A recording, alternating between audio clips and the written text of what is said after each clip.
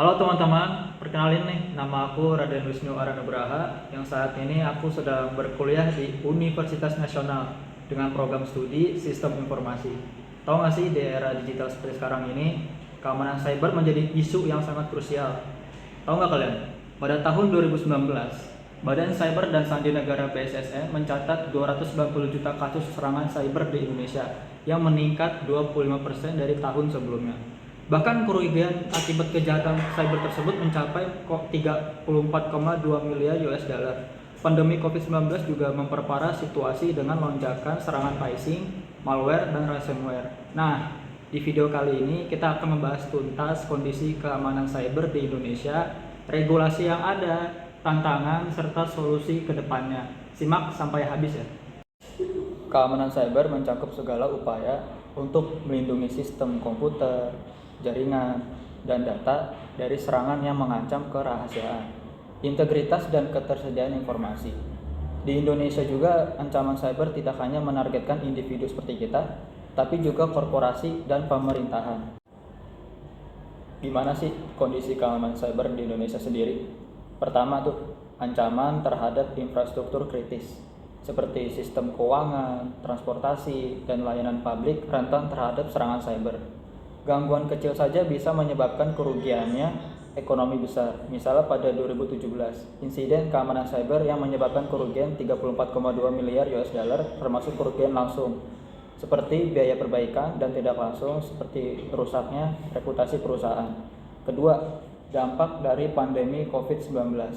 PSBB mempercepat transformasi digital dengan pengguna internet naik 40% selama Maret hingga April 2020. Data ini merupakan dari Kominfo, namun ini juga menarik perilaku kejahatan cyber dari Januari sampai April 2020. Tercatat 80 juta kasus serangan termasuk phishing, malware, dan pengumpulan data ilegal.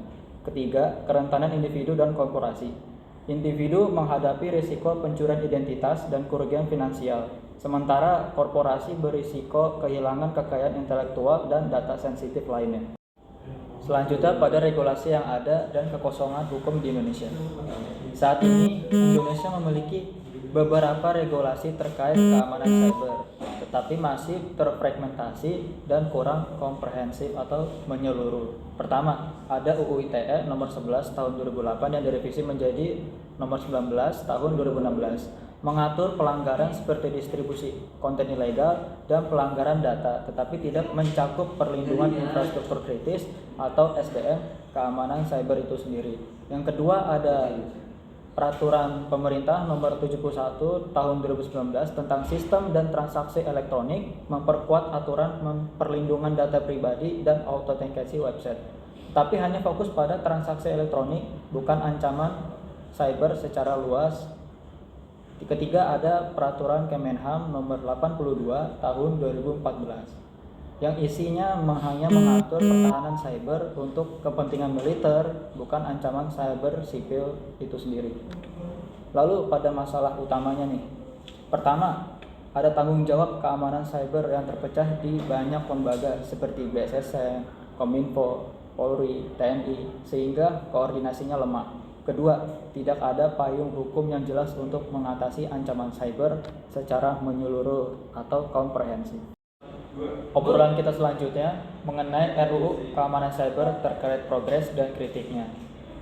Untuk mengatasi kekosongan hukum, DPR dan BSSN mengusulkan RUU Keamanan Cyber, tetapi prosesnya menuai kritik dan kontra. Pertama, ada isu transparansi RUU. Dibahas tanpa melibatkan sektor swasta dan akademisi, bahkan naskahnya tidak diunggah untuk publik. Kedua, pasal yang bermasalah seperti sertifikasi dan akreditasi wajib dari BSSN untuk produk atau layanan cyber yang berpotensi memberatkan UKM.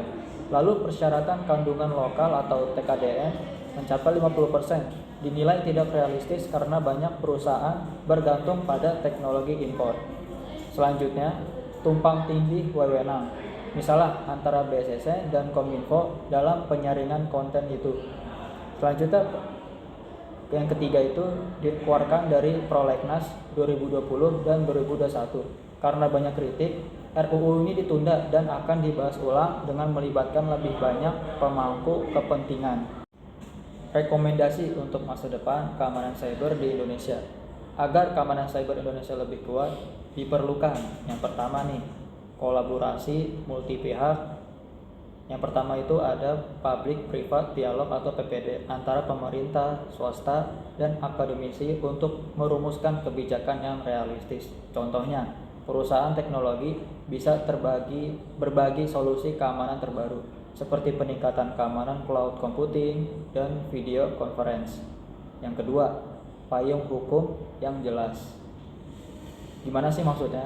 RUU Keamanan Cyber harus mendefinisikan peran tiap lembaga yang seperti BSSN, Kominfo atau Komdigi, Polri, dan membedakan kebutuhan sektor publik dengan swasta.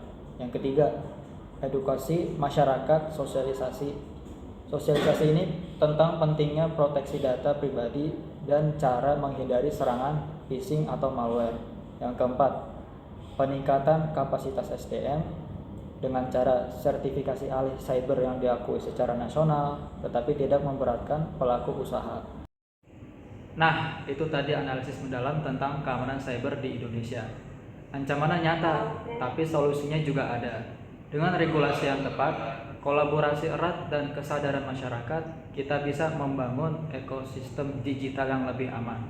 Jangan lupa untuk selalu waspada terhadap email yang mencurigakan, gunakan password yang kuat, dan update software secara berkala.